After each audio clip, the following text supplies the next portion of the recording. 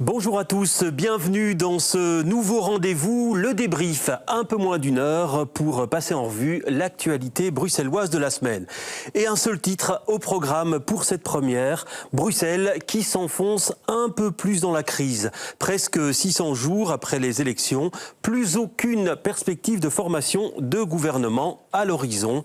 Il ne se profile à l'horizon après l'aveu de l'échec d'Ivan Verhofstadt. Alors pour analyser les tenants, les aboutissants et voir ce qu'il reste comme solution aujourd'hui, nous recevons Pascal Deluit. Bonsoir. Vous êtes politologue. Bonjour. Oui, vous êtes politologue à l'ULB.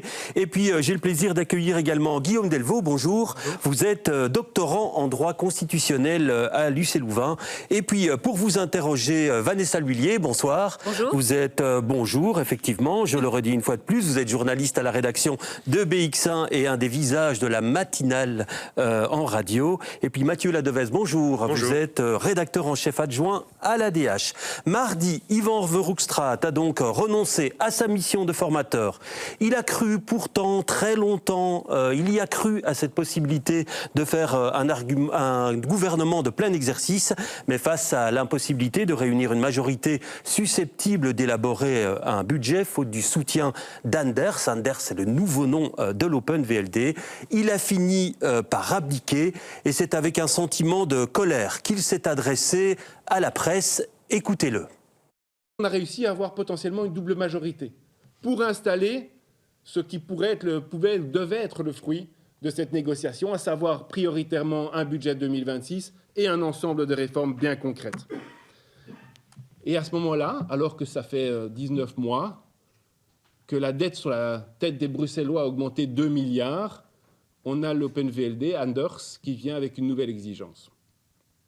On avait trouvé la solution pour rassembler une double majorité. On avait trouvé la solution pour avoir une amélioration de plus d'1 milliard au niveau de la trajectoire budgétaire. Et là maintenant, il faut en plus qu'on puisse mettre dans un fichier Excel que la certitude ou la garantie, parce qu'elle serait dans un fichier Excel, on reviendrait à l'équilibre dès 2029. Moi, je peux vous dire que ça commence à m'agacer. Et que je pense qu'il y a de quoi être en colère, et je comprends la colère des Bruxellois, quand certains privilégient un symbole qui n'est demandé ni par l'Union européenne, ni par les agences de notation, un symbole plutôt que de privilégier la crédibilité. Pascal Deluit, première question pour vous. Est-ce que vous êtes surpris de l'échec de cette mission ? Non, je dirais qu'il y a deux raisons pour lesquelles on peut ne pas être surpris.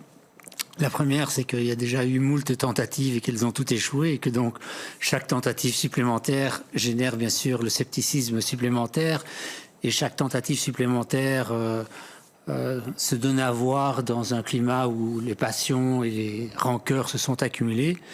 Et puis la deuxième raison, c'est que depuis le début, l'Open VLD est un problème pour la formation du gouvernement et sans doute que ce problème est plus important en l'absence du MR qu'en la présence du MR, quand bien même avec le MR, l'Open VLD avait suscité beaucoup de difficultés déjà.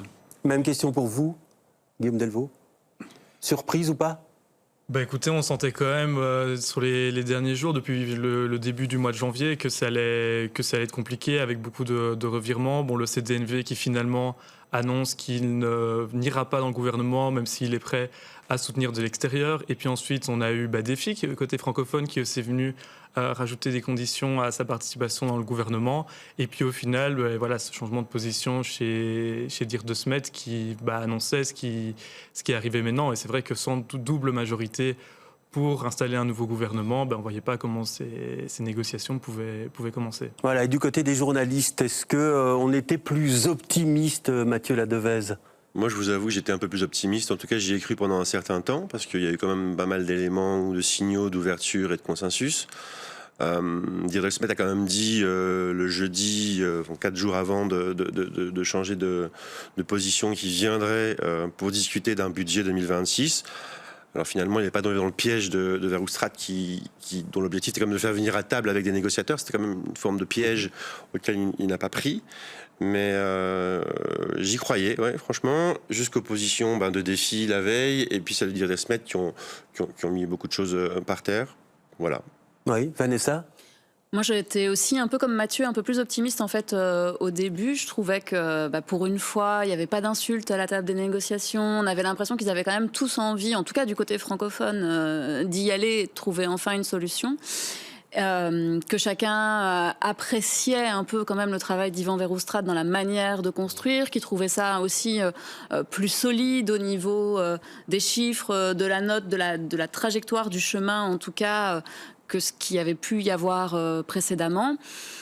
Je pense que c'est plutôt à Noël, enfin en tout cas au tout début du mois de janvier, effectivement, où là on a senti qu'on commençait à aller vraiment dans le dur et dans les propositions de chacun, que ça a commencé à déraper. Et en réalité, Yvan Verhofstadt a jeté l'éponge le mardi, mais le lundi, il a été maintenu un peu artificiellement encore en vie, ce processus de négociation, parce que à partir du moment où on avait la sortie de Défi, comme vous l'avez dit, et puis la sortie aussi du CDNV, de toute façon, c'était sûr que Anders, ou enfin ex-OpenVLD, allait suivre sur cette voie. Donc voilà, après c'est dommage, j'entends la colère aussi d'Yvan Verhofstadt. Moi j'ai dit c'est même plus de la colère quoi, en fait c'est surtout qu'est-ce qu'on fait après quoi. Ouais, mais justement qu'est-ce qu'on fait après, on va y venir, mais une question encore pour vous Guillaume Delvaux, avec cette formule, avec un CDNV qui ne rentrerait pas mais qui soutiendrait de l'extérieur, est-ce que c'était viable sur le long terme, est-ce que ça tenait la route ? Alors c'est compliqué parce que évidemment, déjà il faut voir si le gouvernement il est minoritaire ou pas sur l'ensemble du Parlement. Donc on se met dans l'hypothèse où on arriverait via des soutiens extérieurs à installer le gouvernement. Après, est-ce que ce gouvernement est majoritaire ou pas sur l'ensemble du Parlement ? Alors on peut fonctionner avec un gouvernement qui est minoritaire sur le Parlement. On appelle ça d'ailleurs un gouvernement minoritaire, même si, évidemment, c'est beaucoup moins confortable, puisqu'il faut aller chercher des voix pour faire passer chaque texte, ou alors, au minimum, des abstentions qui permettent de faire passer ces différents textes, vu que ce soit le budget ou les ordonnances, tous ces textes sont votés à la majorité des suffrages exprimés. Donc, contrairement à l'installation du gouvernement, où là, il faut une majorité de membres, de députés qui soutiennent, après, les textes, il faut uniquement plus de pour que de contre, on va dire. Alors, même si on avait eu une majorité de quelques sièges, ça implique, de nouveau, c'est assez compliqué, puisqu'il suffit que certains députés soient absents lors de certains votes, et vous n'avez plus potentiellement la majorité, ou bien alors l'opposition peut s'arranger que le quorum, donc la présence requise en séance, ne soit pas remplie, et donc empêcher la continuité des travaux. Et puis aussi, la formule qu'on avait actuellement aurait été minoritaire au sein des commissions. Parce que les commissions du Parlement bruxellois sont formées selon une clé d'Hunt, sur base du nombre de députés de chaque groupe politique. Et c'est d'ailleurs la clé d'Hunt elle évolue. Puisque par exemple au Sénat, c'est sur base des résultats électoraux, là elle évolue. Et donc par exemple Défi, qui a perdu plusieurs députés depuis les élections, n'a plus de sièges en commission.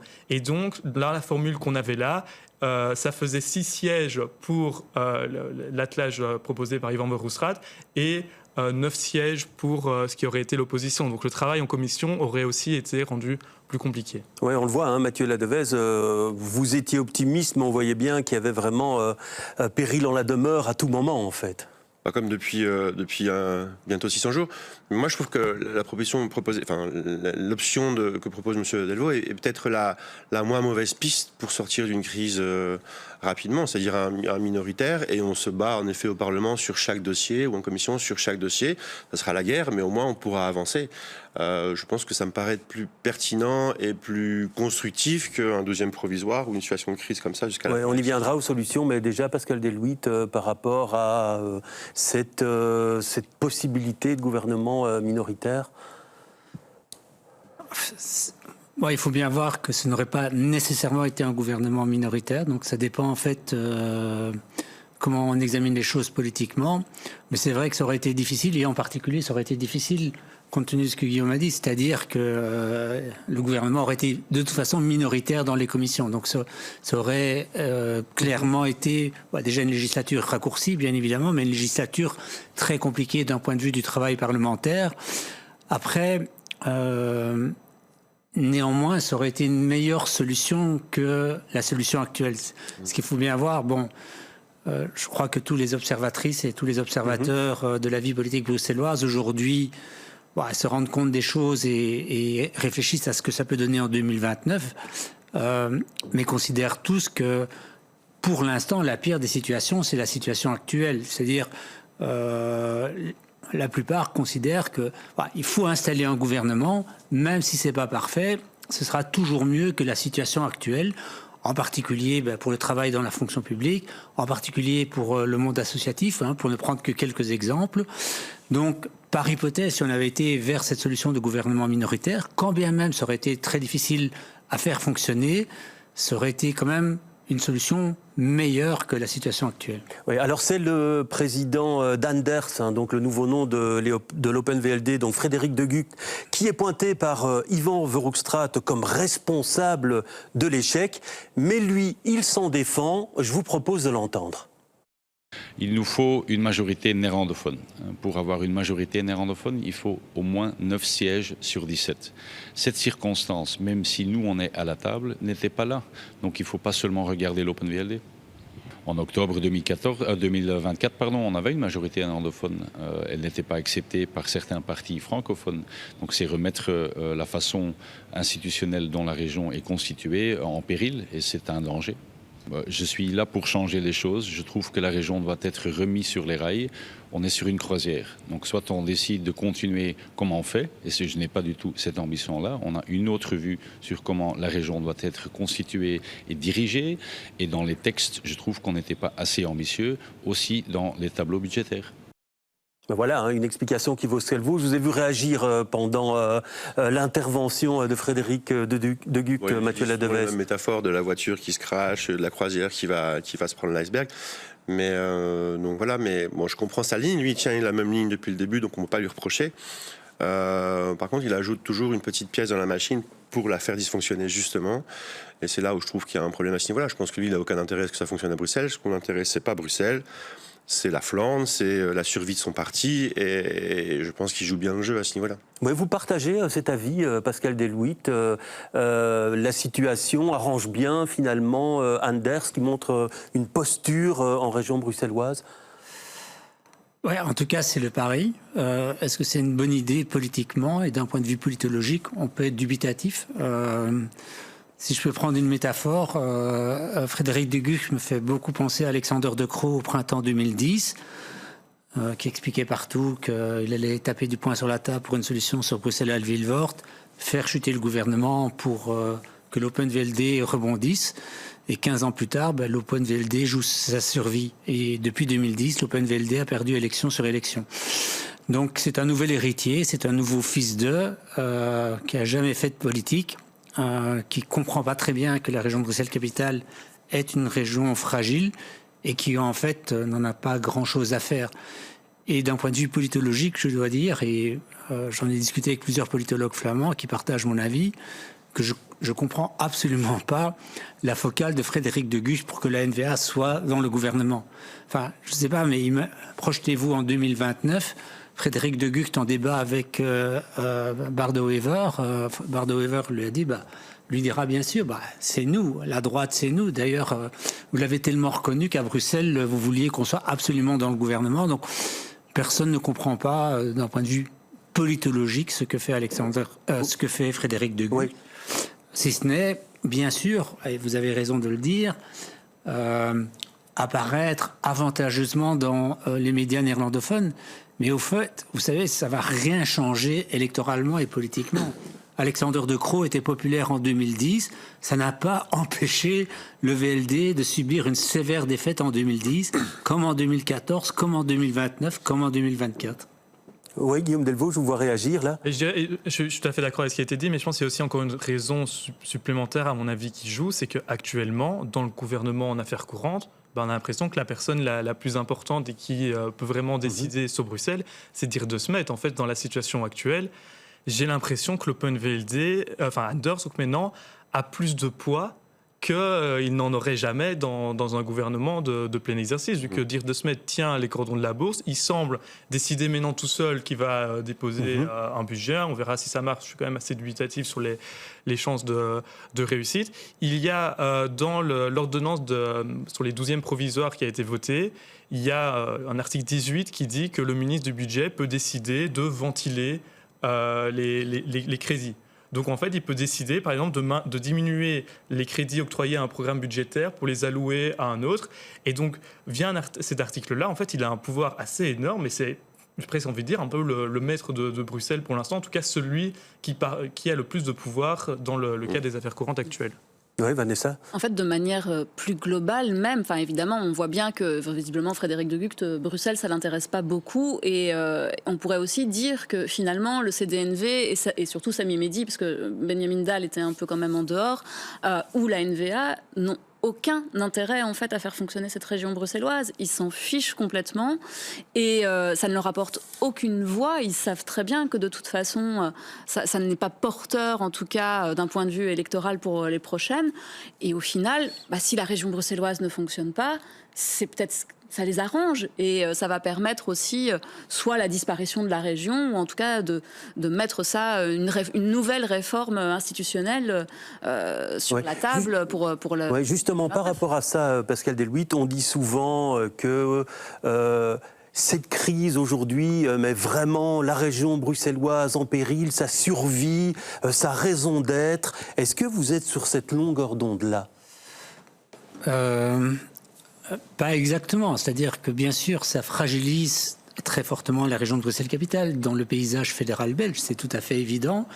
Alors que, quand vous étudiez la construction du fédéralisme en Belgique, Bruxelles, c'est le point d'articulation et le point d'agencement. Donc, c'est très particulier et ce que je dis ne vaut pas que pour les partis flamands, ça vaut pour plusieurs partis francophones aussi.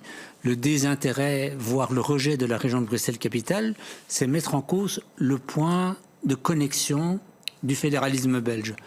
Cela dit, je lis partout, on va reprendre la région de Bruxelles en main, on va faire disparaître la région. Vous savez, il y a du droit quand même, hein, donc je ne vais pas parler à la place d'autres, mais il y a du droit et on est dans un état de droit.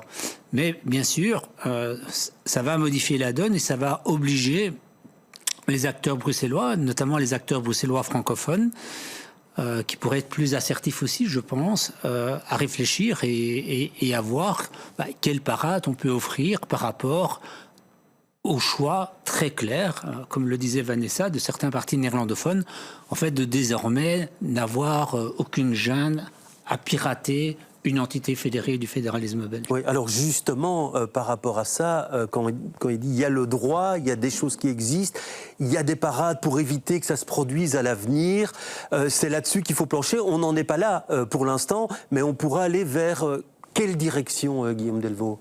Pour la région bruxelloise ou son système d'existence ? Pour son existence future. Pour l'existence, Pascal Delhuit a tout à fait raison de le souligner, les francophones vont être essentiels là-dedans, parce que même s'il y avait une volonté du côté flamand de faire disparaître Bruxelles, et encore faire disparaître pour en faire quoi ? Il n'y a pas non plus un schéma très clair, il y a le programme de la NVA, mais en réalité, il est difficilement réalisable en pratique. Mais donc, même s'il y avait une volonté côté flamand de faire quelque chose, en fait, toutes les règles comme ça à des entités fédérées, et le même raisonnement s'applique d'ailleurs si on veut changer le système électoral à Bruxelles, par exemple, ça passe par les lois spéciales au niveau fédéral. Et donc, les lois spéciales demandent une majorité des 2/3 sur le Parlement et une majorité dans chaque groupe linguistique. Donc, quoi qu'on veuille faire, il faudra le soutien d'une majorité francophone. Et donc, c'est à une majorité francophone de ne pas accepter n'importe quoi et de défendre Bruxelles. C'est important aussi, je pense, et ça, c'est en premier lieu des responsables politiques bruxellois que ça doit venir, d'avoir une vision pour Bruxelles. Qu'est-ce qu'on a envie de faire ? Parce que maintenant, on dit ça ne marche pas. Très bien, mais qu'est-ce qu'on fait à la place ? Alors, il y a des propositions qui commencent à émerger, des filles à des propositions, mais donc, de nouveau, il va falloir trouver des pistes qui arrive à convaincre autant une majorité flamande qu'une majorité francophone si on veut changer les choses. Oui, Vanessa. Souvent, on a l'impression quand même que les Flamands avancent en rang serré, j'ai envie de dire, alors que les francophones, au contraire, on n'a pas vraiment un front francophone uni, etc. Est-ce que vous pensez aujourd'hui que cette crise bruxelloise, elle peut justement créer ce front francophone, ou alors c'est totalement utopique de se dire qu'Écolo, le PS et le MR vont pouvoir marcher main dans la main pour défendre aussi les intérêts des francophones et la région bruxelloise? C'est difficile de se projeter dans l'avenir, mais si on regarde la situation depuis les élections de 2024, on n'a pas le sentiment qu'on va vers un fonds très francophone, et on a encore moins le sentiment que chez les engagés et OMR, on se préoccupe énormément de la région de Bruxelles-Capitale. On a vu la formation du gouvernement fédéral où deux personnalités wallonnes de UMR et des engagés... Oui, mais c'est quand même Yvan Verhoekstra qui a pris les choses en main, là, il y a un mois. Vous parlez de la responsabilité des engagés, il a quand même mouillé sa chemise, Pascal Delouit. Alors, oui, il y a eu un engagement des engagés, avant lui-même de Christophe de Beukelard, mais enfin, il y a un certain nombre de choses qui ont été faites au niveau fédéral qui affectent quand même assez considérablement, ou peuvent affecter considérablement la région de Bruxelles-Capitale, qui sont engagés avec le MR et avec les engagés. Et on est quand même de temps en temps surpris, et on a été surpris. Vous parlez de quoi? De l'exclusion du chômage, les conséquences pour le CPAS ou d'autres décisions? On peut parler de plein de choses. On peut parler des allocations de chômage, on peut parler d'Acteris, on peut parler de la fusion des zones de police, on peut parler de l'évolution de la politique scientifique fédérale. Il y a plein d'éléments qui affectent directement ou indirectement la région de Bruxelles-Capitale, plein d'éléments qui ont été décidés avec les engagés et avec le MR. Et où la présence de Bruxellois n'était pas saisissante, pour le dire gentiment. Oui, vous avez l'impression, vous Mathieu, également, qu'au fédéral, les francophones se soucient peu de Bruxelles? Clairement, ouais, clairement encore pire. Quelqu'un qui fréquente pas mal le gouvernement Arizona, me disait qu'il était abasourdi par... je le disais tout à l'heure, par le mépris flamand, le mépris des Flamands pour Bruxelles et l'indifférence des Wallons pour Bruxelles. Et je pense qu'il a raison. Je pense que, à part les Bruxellois, Bruxelles n'intéresse pas grand monde. Et c'est pour ça qu'on peut critiquer la position des engagés par rapport à Bruxelles au niveau fédéral. Mais je pense que le travail qu'a tenté de faire M. Verhoekstra et avant M. De Beukelard allait dans le bon sens, dans la bonne voie. C'est-à-dire que d'abord, il y a une urgence budgétaire et financière pour Bruxelles. On parle d'institutionnel, de vision à 2029. Pour moi, le plus important, c'est régler cette crise financière et cette crise budgétaire maintenant. Et bon, Yvan Verhoekstra a essayé de faire le travail, et ce travail était visiblement loué aussi bien à gauche et peut-être même à droite aussi, même si à la fin, il y a eu des retournements de situation. Donc il a fait un travail, il a mené un chemin qui était quand même plutôt constructif, efficace et qui allait vers quasiment un équilibre budgétaire à 2029, c'est quand même un gros effort. Il y aurait eu des arbitrages à faire et des grosses discussions, mais tout le monde était volontaire pour bosser autour de ça. Donc quelque part, il a fait le travail. Je pense que ça n'intéresse en effet pas ses collègues wallons, ça c'est certain. Alors on va essayer de voir maintenant les solutions qui existent à court et moyen terme et puis à long terme et les conséquences que ça peut avoir pour la région bruxelloise. Vous avez déjà évoqué brièvement, mais on va s'attarder un peu sur le sujet. Mais d'abord sur cette possibilité que le gouvernement en affaires courantes élabore un budget qui soit présenté au Parlement. Est-ce qu'on y croit dans le gouvernement? Écoutez, la réponse des Verts, c'est pas vraiment le cas. C'est incompréhensible. Moi, ce que je comprends aujourd'hui, c'est que M. De Smet, de là où il est en affaires courantes, pense qu'il va jouer calife à la place du calife et qu'il va forcer la main à tout le monde pour le suivre dans son projet d'austérité pour Bruxelles. Et il se trompe parce que, quel que soit le scénario, il a besoin d'une majorité. Et là, il a sapé la confiance qu'on pouvait encore avoir en lui par ses attitudes et sa déclaration. Donc je pense que la suite va être pas simple, même dans le gouvernement. Ne même pas venir à la table pour discuter et dire qu'on va continuer à travailler en affaires courantes, ça m'étonne, je trouve ça même ironique parce que c'est notamment le VLD de Frédéric Gucht qui a fait son carrière, qui est court, mais qui a fait son carrière en disant « moi je m'oppose au PS et ne jamais fait un gouvernement minoritaire ». En fait, il reste pour l'instant dans un gouvernement minoritaire géré par le PS pour faire un budget sans majorité au Parlement, ce qui est un exercice impossible. Et pour la région, je ne comprends pas parce qu'il faut sortir de cette crise et pas continuer dedans. Ouais, bon, on a envie de souhaiter bonne chance à Dirk de Smet, Mathieu Ladevesse. Il se prend pour le ministre-président et c'est un peu ce qui s'est dit à la sortie de la réunion du gouvernement jeudi midi, c'est que tout le monde lui a dit bon et quoi maintenant, on fait quoi? T'as foutu le bordel, qu'est-ce qu'on fait?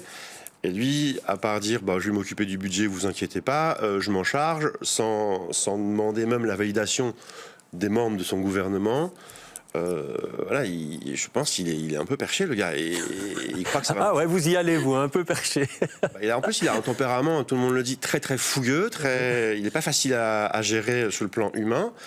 Tout le monde reconnaît ses qualités de technicien et sa volonté d'avancer. D'ailleurs, il a réussi il a quelques belles gommettes à mettre pour lui. Mais je pense qu'il est, je ne sais pas, je n'arrive pas à comprendre comment il peut envisager de réussir à faire son petit budget tout seul, d'aller le soumettre au Parlement, Après avoir il a vexé Groen quand même. Il a quand même dit à Groen, va te faire voir. Enfin, c'est quand même... Voilà, c'est le premier parti flamand à Bruxelles. Donc. Ouais, Vanessa, vous trouvez aussi qu'il est un peu perché, comme Alors, le dit si bien je ne sais pas, j'aurais peut-être pas utilisé ce terme-là, je ne le connais pas assez pour ça. Mais par contre, ce qui est sûr, c'est qu'il y en a certains qui sont un peu rancuniers au sein du gouvernement pour en connaître d'autres un petit peu mieux que lui. Et je pense qu'effectivement, ça ne passera pas. Enfin, là, il va pouvoir... moi je prendrais plutôt l'expression danser sur sa tête ou faire la danse du ventre, il ne va pas réussir à les amadouer. Alors est-ce que vous y croyez, Guillaume Delvaux, et est-ce que c'est possible finalement qu'on élabore un budget, qu'on le présente au Parlement, qu'un gouvernement en affaires courantes élabore un budget, le présente au Parlement et que ce soit voté? Est-ce que ça peut se faire? Alors, d'un point de vue juridique, la question a longtemps fait débat. Est-ce qu'un gouvernement en affaires courantes peut élaborer et déposer un projet de budget? Alors, on a un précédent, puisque durant la crise des 541 jours au fédéral, donc 2010-2011, là, il y avait un projet de budget qui avait été élaboré. Alors, ça avait fait un peu débat à l'époque, mais bon, finalement, on a ce précédent. Donc, on semble dire qu'on peut aller dans ce sens-là. Par contre, ce qui est sûr, c'est que, d'une part, ce projet de budget... pour être déposé, il faut qu'il obtienne le consensus de l'ensemble des membres du gouvernement en affaires courantes. Il faut que tout le monde... Là, on n'en prend pas le chemin quand on entend... On n'en prend pas le chemin. Et en fait, au-delà du budget, c'est quand même assez inquiétant pour la suite des mois à venir maintenant que le gouvernement en affaires courantes ne s'entende plus là, parce que même s'il a des pouvoirs extrêmement réduits vu qu'il est en affaires courantes, il continue de fonctionner au consensus. Et donc si le gouvernement en affaires courantes se retrouve paralysé, on va encore moins pouvoir gérer de choses que c'est déjà le cas maintenant. Or, c'est quand même un scénario assez possible, pour ne pas dire probable, qu'on reste encore très longtemps avec ce gouvernement en affaires courantes. Et en fait, ce qu'on voit là avec Dirk De Smet, ça illustre un peu une grande faiblesse du système des entités fédérées, particulièrement à Bruxelles.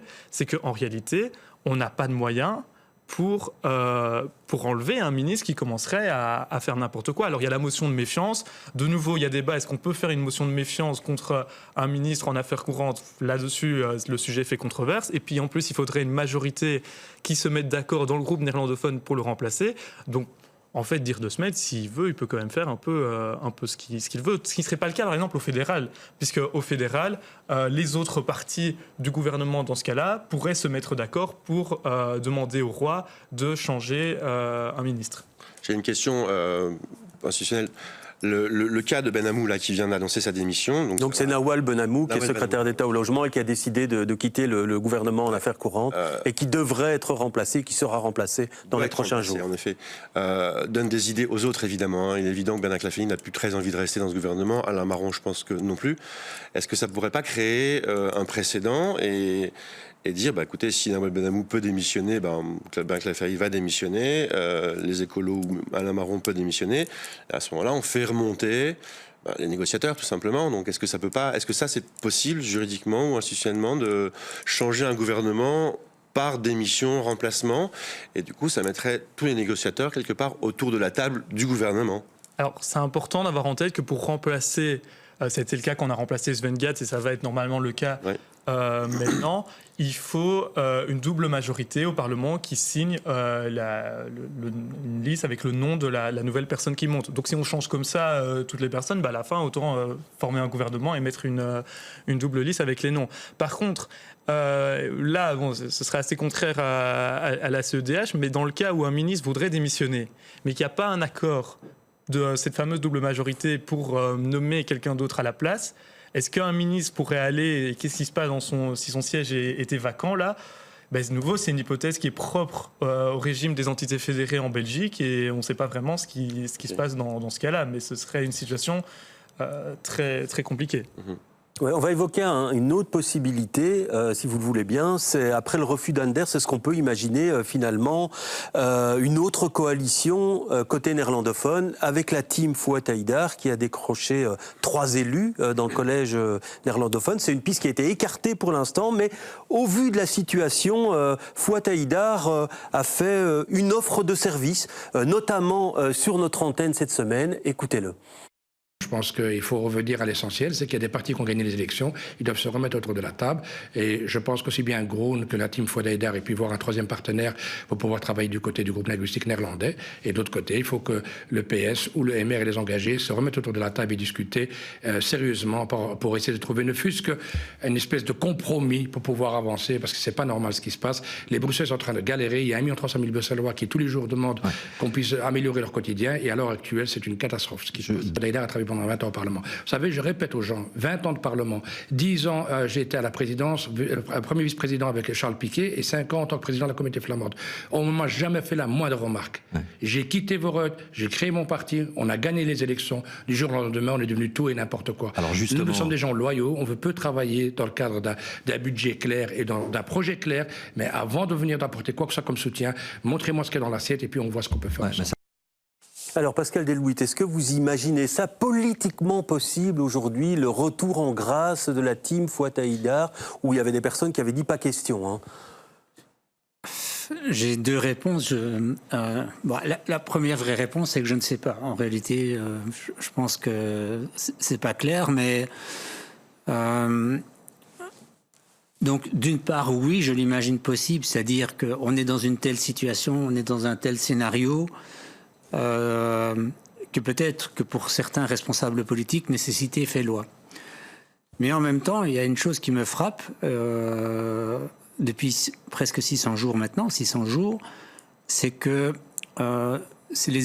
aujourd'hui, au Parlement bruxellois, dans le rôle linguistique francophone, dans le rôle linguistique néerlandophone, chaque acteur individuel et collectif a un pouvoir de négociation et ce qu'on appelle dans le jargon un pouvoir de chantage énorme. C'est-à-dire que, regardez, non mais il faut quand même se rendre compte de ça, c'est-à-dire que l'Open VLD, avec 2 sièges, bloque tout. 2 sièges sur 89, sachant par ailleurs que les sièges néerlandophones sont surpondérés. Donc vous avez là un parti qui a 2 sièges sur 89 qui bloque un processus. Et du point de vue de la team Fouad Haïdar, on sait bien que pour certains partis francophones, ça peut être difficile d'accepter la signature des parlementaires du team Fouad Haïdar. Le moins qu'on puisse dire, bon, il y a bien sûr le MR qui est un gagnant de l'élection, incontestable. Défi n'est pas un gagnant de l'élection. Et donc voilà, Défi n'est non seulement pas un gagnant de l'élection, mais comme on l'a déjà dit, a perdu plusieurs parlementaires. Et n'est pas prêt non plus à accepter éventuellement la signature du team Fouad Haïdar, moyennant éventuellement des négociations sur l'une ou l'autre politique publique. Et donc, moi j'observe que des acteurs peu signifiants électoralement, pas insignifiants, mais peu signifiants électoralement, dans le contexte de fragmentation électorale que l'on connaît, dans le contexte institutionnel très particulier de la région de Bruxelles-Capitale, peuvent bloquer un processus. Donc, je crois qu'il y a une réflexion à avoir, il y a une réflexion à avoir chez tous les partis sur le coût de la non-solution. Le coût de la non-solution, c'est-à-dire, encore une fois, même si on ne trouve pas une solution parfaite, elle sera sans doute meilleure que la situation actuelle. Et donc j'invite ceux qui se prêtent à des exclusives totales à peut-être réfléchir à ça. Oui, alors c'est vrai que finalement, c'est une véritable offre de service que fait aujourd'hui Fouad Haïdar. Ah oui, c'est sûr que là, il n'y a pas besoin de lire entre les lignes, c'est assez clair. Mais maintenant, par rapport à ce que disait Pascal Delhouit, pendant 500 jours, on ne pensait pas que les engagés pouvaient faire une initiative sans le MR. C'est parce qu'on est arrivé à cette date des 500 et quelques, c'est à ce moment-là que finalement ils se sont dit bon allez on y va tout seul et on se déscotche. Bon en plus ça permet aussi de se déscotcher un peu de l'Arizona, donc ça a aidé certains certainement au fédéral. Mais peut-être qu'après 600 jours, certains commencent à se dire aussi pourquoi pas la team Fouad Haïdar, quelque chose qui aurait, ou pourquoi pas faire remonter des filles. Écolo aussi se disait non, nous on reste dans l'opposition. Maintenant ils se disent non, on va monter, on prend nos responsabilités. On a vu aussi qu'il y avait certains messages d'écolo quand même qui allaient dans le sens de dire pourquoi on n'examinerait pas la team Fouad Haïdar. Est-ce que finalement c'est notre xénophobie qui fait qu'on n'y va pas, ou en tout cas l'islamophobie même. Donc peut-être que ça peut évoluer. Je ne sais pas si c'est une bonne solution en tout cas, ou peut-être une moins mauvaise, comme vous dites, mais à un moment donné, le temps passe et ça peut faire bouger les lignes aussi. Mathieu. Moi, je vois deux options là, à court terme, parce que je pense qu'il faut quand même parler du court terme, et il ne se passe rien, il n'y a plus personne qui prend le lead à Bruxelles, et ça ne peut pas durer, et ça ne va pas durer, j'en suis persuadé. Ça, c'est une option, l'option Haidar, avec une majorité néerlandophone, Groen, Vooruit, Haidar, parce que Vooruit n'a jamais dit officiellement qu'il s'opposerait à des signatures de Team Haidar, il ne l'a jamais dit. À une signature, je ne dis pas une entrée dans un gouvernement, à une signature d'Haidar pour former un gouvernement, c'est différent. Conor Rousseau va s'exprimer demain, d'ailleurs, lors des vœux Bruxelles, sur Bruxelles. Ça serait peut-être intéressant d'écouter ce qu'il dira. Avec une majorité francophone, une minorité francophone. Comme on sait, le Parlement francophone à Bruxelles penche quand même pas mal à gauche, donc avec des soutiens, peut-être une fois du PTB, une fois ailleurs, etc. Je pense que ça peut être une piste qui tient la route, à moins que la famille libérale ne prenne le lead. Ce qui est aussi possible, parce que tout le monde renvoie la patate à Anders et à Frédéric. On dit, maintenant, tu as généré le chaos, à toi de prendre le lead. Pourquoi pas, il peut y voir une opportunité en se disant, c'est mon moment. Ou alors un retour peut-être de Georges-Louis Boucher, sous quelque forme que ce soit, de la prise en main du MR. Pour moi, ce sont les deux pistes qu'on peut avoir maintenant. Et je pense que c'est le premier qui va prendre la piste qui gagnera peut-être. Ouais, alors ça, on est vraiment au bout de la piste. Ouais, ça, ces pistes-là, Pascal Delouit, soit finalement un gouvernement qui serait minoritaire côté de francophone, avec le soutien parfois du PTB, parfois d'autres partis, est-ce que ça ne provoquerait pas des difficultés? Et le retour du MR, est-ce que vous y croyez une seule seconde, vous? Je vous dirais que chaque solution va provoquer des difficultés, c'est évident.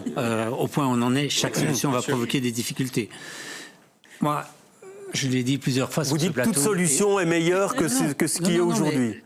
Je crois, il faut quand même, quand on forme un gouvernement, et même si c'est long, il faut toujours quand même d'abord revenir à l'essentiel. C'est-à-dire, l'essentiel, ce sont les élections, le choix des électrices et des électeurs.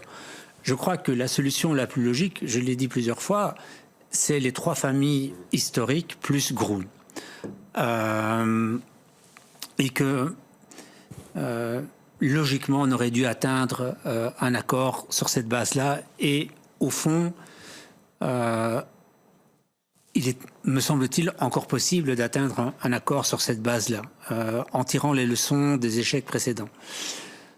Mais j'ai l'impression que je fais de wishful thinking, c'est-à-dire que on l'a dit tellement, on a dit tellement de fois que ça va arriver, on a dit que Verhofstadt cette fois c'est la bonne, etc. Que voilà, je crois intimement ce que je vous dis, mais je suis. Et la crise aidant, vous ne pensez pas que petit à petit il y a des partis qui seraient acculés, encore une fois, je l'espère, mais je n'en suis pas persuadé, parce que la crise aidant génère deux choses, si vous voulez. Elle génère un sentiment d'urgence dans une certaine mesure, mais aussi une acrimonie qui se développe entre interlocuteurs, entre personnes, et bien sûr, ça n'aide pas du tout. Ça n'aide pas du tout ce que fait Dirk de Smet, ce que fait Anders. Vous imaginez bien, bah oui, on l'a dit, les autres membres du gouvernement sont remontés, ils se disent, mais c'est juste incroyable cette prétention sans sens. Donc, bien sûr que ça n'aide pas à la formation du gouvernement. Après, encore une fois, il faut revenir à l'essentiel. En démocratie, on se présente devant les électrices et les électeurs, et on est là pour satisfaire les segments électoraux qui ont voté. Et donc, je crois que ça, c'est l'essentiel.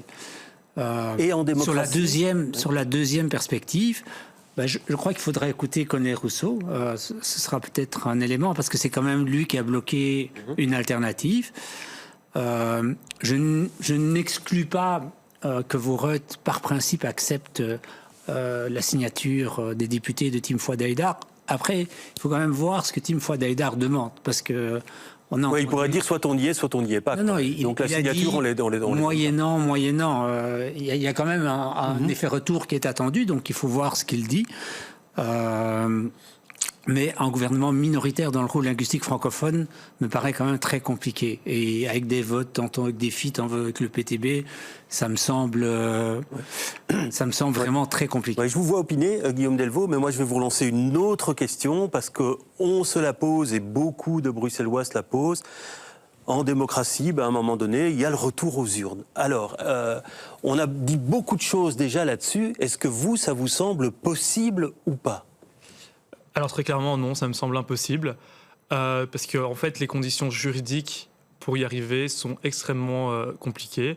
Donc en fait, il faudrait utiliser la voie qui a été décidée, mais pas vraiment décidée non plus, lors de la 6e réforme de l'État, où on a ouvert cette possibilité-là dans les articles 117 et 118 de la Constitution, qui permettrait, en adoptant des lois spéciales, mais qui en même temps modifierait certaines règles pour les élections fédérales, d'autoriser la région bruxelloise elle-même, au moyen d'une ordonnance spéciale avec une majorité du coup des 2/3 et dans chaque groupe linguistique à Bruxelles, de pouvoir modifier les dates de son élection. C'est extrêmement compliqué. Alors il y a certains de mes collègues qui proposent d'utiliser l'article 195 de la Constitution pour aller modifier directement la Constitution pour prévoir cette dissolution.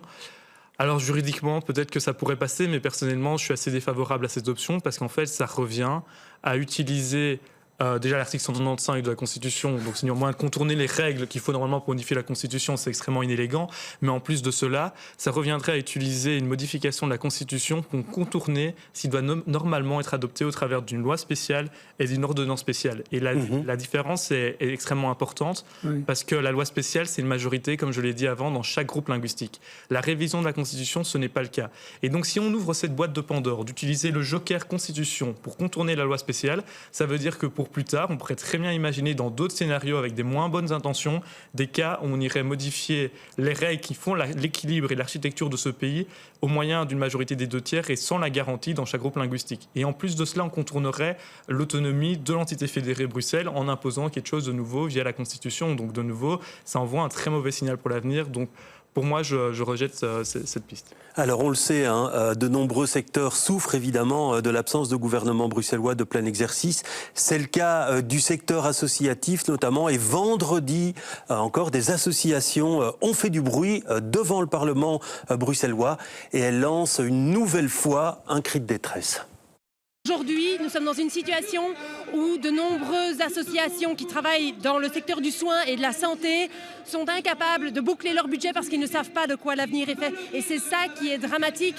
Et alors que la situation augmente, s'empire, c'est-à-dire qu'il y a des cas toujours plus nombreux et toujours plus complexes, on ne reçoit pas les financements qui devraient nous permettre de justement répondre à ces besoins. Et donc c'est dramatique. On n'a jamais connu ça. On ne sait pas comment on va gérer 2026. On ne sait pas quels sont les budgets. Vous savez qu'il y a des grosses réformes qui arrivent d'exclusion du chômage, qu'on est ici avec tous les secteurs de l'accompagnement, de l'aide et du soin, et que les équipes sont super fragilisées en ce début d'année. Il y a déjà beaucoup de personnes qui ont été licenciées ou on ne renouvelle pas les contrats. Donc on a vraiment des équipes fragilisées et on ne sait pas comment ça va se passer. Voilà donc un nouveau cri de détresse, c'est pas le premier. Une question, Mathieu Ladevez, on est parfois surpris, on voit des associations effectivement qui crient famine, mais on est parfois surpris du peu de réaction de la population en général face à cette absence de gouvernement bruxellois de plein exercice. Est-ce que vous avez une explication, vous, par rapport à ça, d'une espèce de léthargie comme ça qu'on pourrait ressentir à certains moments ? Déjà, je pense qu'il n'y a pas un grand intérêt d'une majorité de Bruxellois pour la chose politique à Bruxelles, parce qu'elle est très complexe. Donc si ça ne les concerne pas directement, ça ne va pas les intéresser. Je pense à la mobilité qui les concerne directement et qui les intéresse parce que là on les voit vraiment dans la rue et parfois ça va trop loin. Mais sur des questions sociales, emploi, etc., je pense que les gens sont très très loin de ces considérations. Les intervenants ont raison. C'est maintenant que les ASBL licencient parce qu'elles n'ont pas de vue à 2-3 mois. Avec les préavis, il faut licencier maintenant si on n'a plus de budget fin mars. Et il faut un budget fin mars. Donc non, j'arrive. Enfin voilà comment j'explique la chose. Si ça ne les touche pas directement dans leur quotidien, ça ne va pas les intéresser. Je pense que... Et donc il y a aussi une mobilisation citoyenne le 30 janvier à 19h. Vous pensez, Vanessa, que c'est de nature à certains moments à changer les choses, ça, ou pas vraiment ? Non, je pense pas. Enfin, je pense qu'on est arrivé à À un point tel que de toute façon, c'est pas malheureusement quelques centaines de personnes dans la rue qui va changer les choses. Ce qui peut changer, c'est plutôt effectivement si des services complets disparaissent. On parle du projet Lama par exemple ou ce genre de choses. Là, je pense que ça peut faire bouger un peu. Et encore, est-ce que quand on voit par exemple certaines réflexions de Frédéric Degucht sur le SAMU social, je ne suis pas certaine qu'il en ait grand-chose à faire des associations bruxelloises. Oui, alors par rapport à ça, Guillaume Delvaux, les conséquences, si les 12e provisoires se poursuivent, certains disent on va continuer en 12e provisoire jusqu'aux élections. Budgétairement, ce serait une véritable catastrophe? Alors oui, bon, il faut distinguer deux cas. Il y a le cas où on continue vraiment en 12e, comme c'est le cas actuellement, sans prendre aucune mesure. Et là, il y a le risque, mais qu'un risque qu'on ne sait pas vraiment mesurer, qu'à un moment, la région ne pourrait plus se financer sur les marchés. Mais par contre, il y a quelque chose qui est sûr et qui est actuel, c'est le fait que pour 2026, on va payer plus ou moins 500 millions d'euros de charges d'intérêt. Donc c'est juste ce qu'on va devoir payer aux banques pour pouvoir emprunter. 500 millions d'euros, c'est pratiquement, on se rapproche de la barre des 10% des recettes bruxelloises qui partent juste en charge d'intérêt. Et ça, c'est quelque chose qui va durer longtemps. Alors maintenant, donc c'est la volonté justement affichée de dire De Smet, au travers d'un budget ou au travers des 12e provisoires, de faire des mesures d'économie.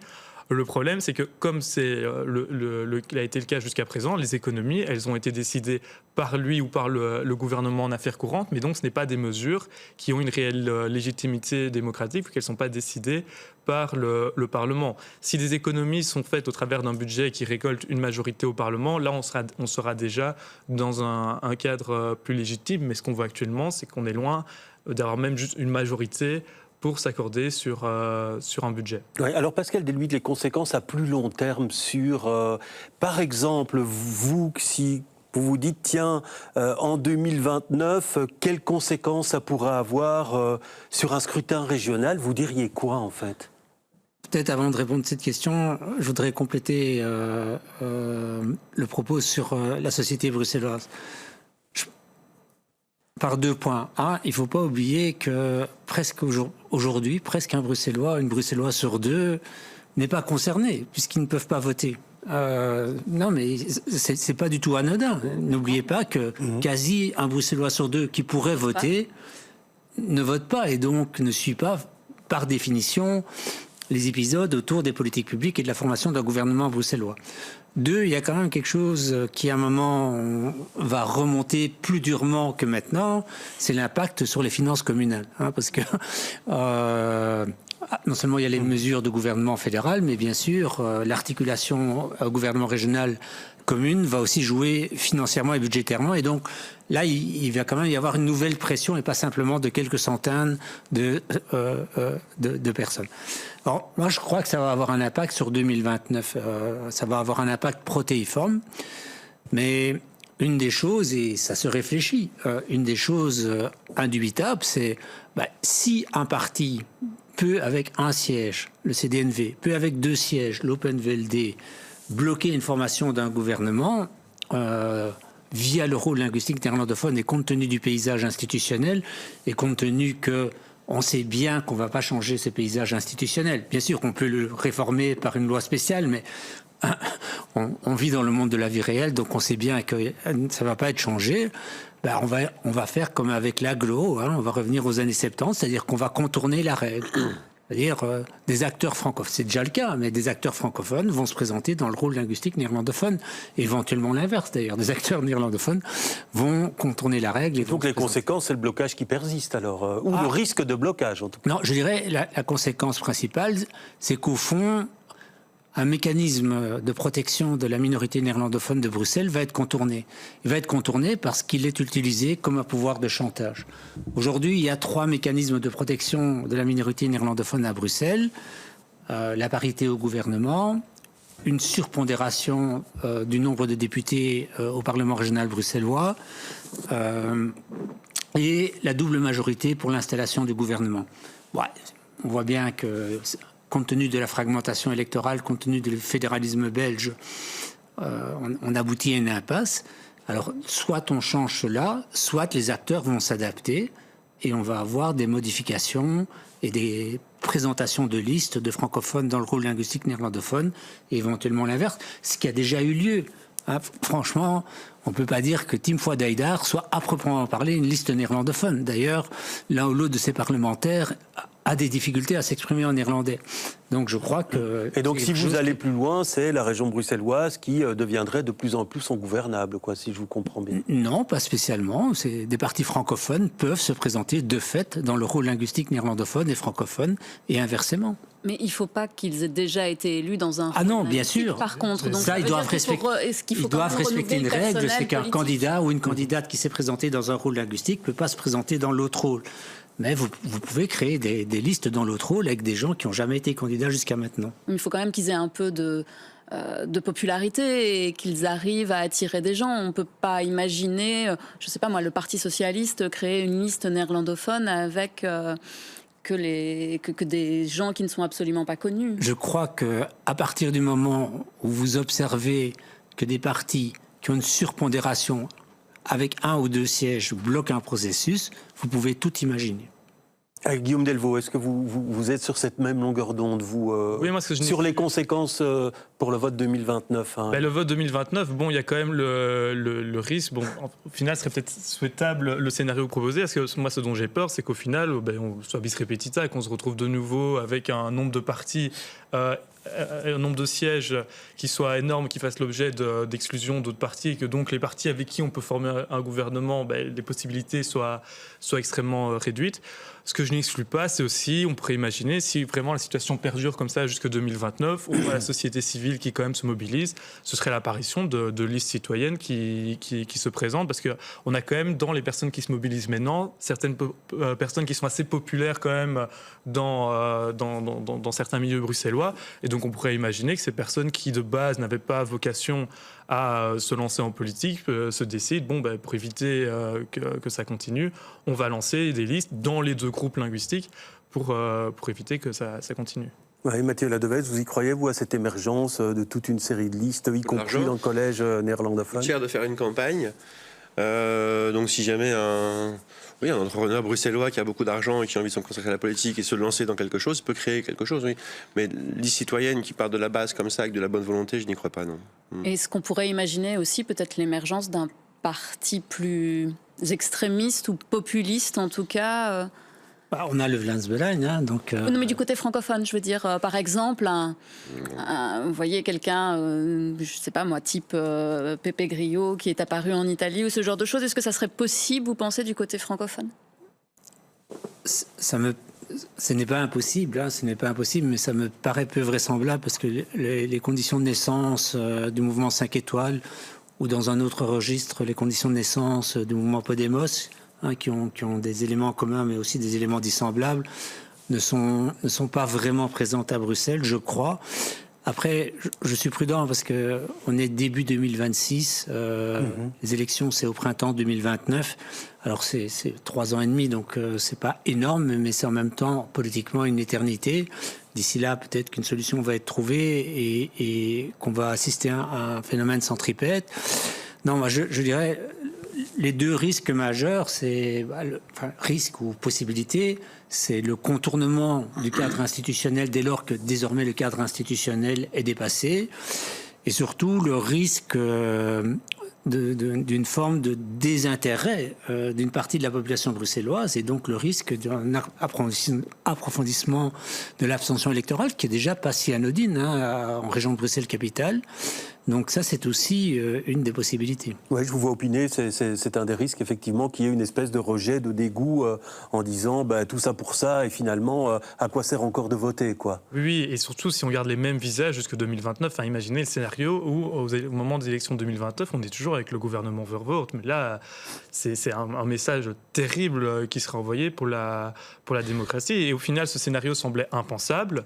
Je ne dis pas que c'est ce qui va arriver, mais il ne semble plus improbable et impensable à l'heure actuelle. Donc c'est clairement un risque. Et c'est vrai que sur l'abstention, quand on voit les chiffres d'abstention en Belgique, sur les primo-votants, donc toutes les personnes qui devaient voter pour la première fois en 2024, il y a une étude qui est sortie récemment, je pense que c'est la KU Leuven qui l'a faite, les chiffres sont extrêmement élevés. Donc c'est des choses à prendre en compte. On n'a déjà pas une grande partie de la population bruxelloise qui ne peut pas voter, mais si en plus il y a toute une partie qui ne vote pas, on va vraiment avoir un Parlement qui aura une légitimité qui reposera sur très peu, une petite partie de la population. Voilà, il nous reste un peu moins de 2 minutes. J'ai encore une petite question à vous poser parce que c'est une éventualité qui a été amenée par certains politiques de dire puisque c'est comme ça, diminuons le salaire des parlementaires et puisque c'est comme ça, ne payons plus les ministres ou diminuons leurs émoluments.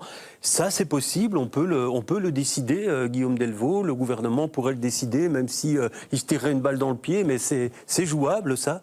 Oui, si le gouvernement a envie de décider de moins se payer, il peut. Pour le Parlement, c'est le Parlement lui-même qui décide de ces règles-là. Donc s'ils ont envie de le faire, ils peuvent, mais je n'y crois pas vraiment.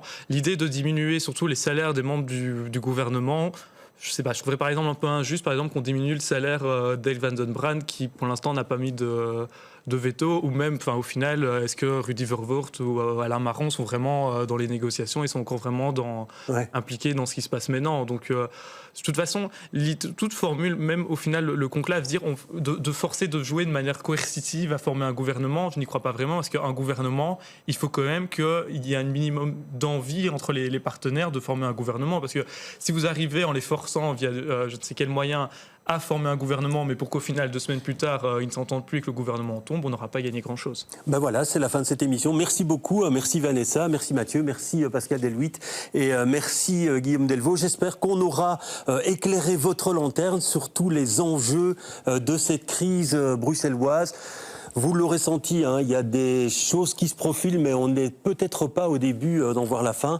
Merci d'avoir été avec nous. À bientôt. Portez-vous bien.